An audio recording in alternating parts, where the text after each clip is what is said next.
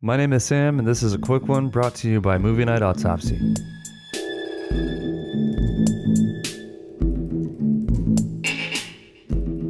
White Boy Rick is the true crime drama based on, get this, a true story, and it follows a young man growing up in a dirt-poor Detroit neighborhood in the mid-'80s. His sister is a junkie drug addict who's about 2 bad decisions away from being caught in a human trafficking ring, and his father is a hopeless gun runner exploiting loopholes to make sales at gun shows. Not very big sales at that. Right away, the film literally screams in our faces about how dysfunctional the Wershe family is, ending with Grandma and Grandpa having a yelling match in the street with a single dad struggling to control his irate daughter. The White Boy Rick in question is played by Richie Merritt, making his on-screen debut. His dad, White Boy Rick Sr., is of course Wooderson from Dazed and Confused, and Belle Powley kills it as the junkie sister Dawn. And while I'm on it, I have to say that the cast is incredible.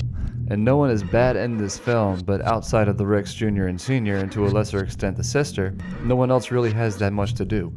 But even if they did have more to do, they wouldn't really have much time to do it, given the runtime is less than 2 hours. The movie touches on many interesting dynamics throughout before quickly jumping to the next event or sometimes non-event. And what I mean is sometimes something will happen, and you think narratively this should be important later.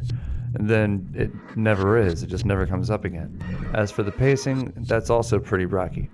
It doesn't always have to be a bad thing, like I loved the movie Black Mass, another true crime story, but the events that you choose to depict whenever you tell a story like this, they have to be relevant to one another to make sense on a narrative level. To that extent, the film fell flat. With a soundtrack that sounds more 70s than 80s, but a Detroit that looks as dirty and menacing as it should, the environment for the story is consistent enough and generally framed very well. And while the highs and lows don't make for great peaks or valleys, the third act has plenty to say about the justice system, which ends up being the true villain of the piece. Matthew McConaughey and Belle Powley give lights-out performances.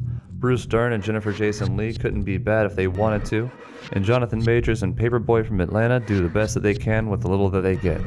But even with all of that, there's this kid who comes around to tell Rick that he's a baby daddy now, and he needs to go do the right thing. It happens somewhere in the middle, and that kid is the real MVP. He was great. So while good, White Boy Rick is not great. The whole is not equal to the sum of its parts, but it was a good ride and an interesting crime story with a heartbreaking ending. 2 token black characters out of 5. I'm Sam. This has been a quick one, brought to you by Movie Night Autopsy. What's up, crew? If you got any idea of what you would like for us to talk about on The Minute or on Movie Night Autopsy podcast, hit us up on the social medias. You can hit us up on Twitter at movie_autopsy. Check us out on Facebook at Movie Night Autopsy. Always feel free to email us, contact@movienightautopsy.com.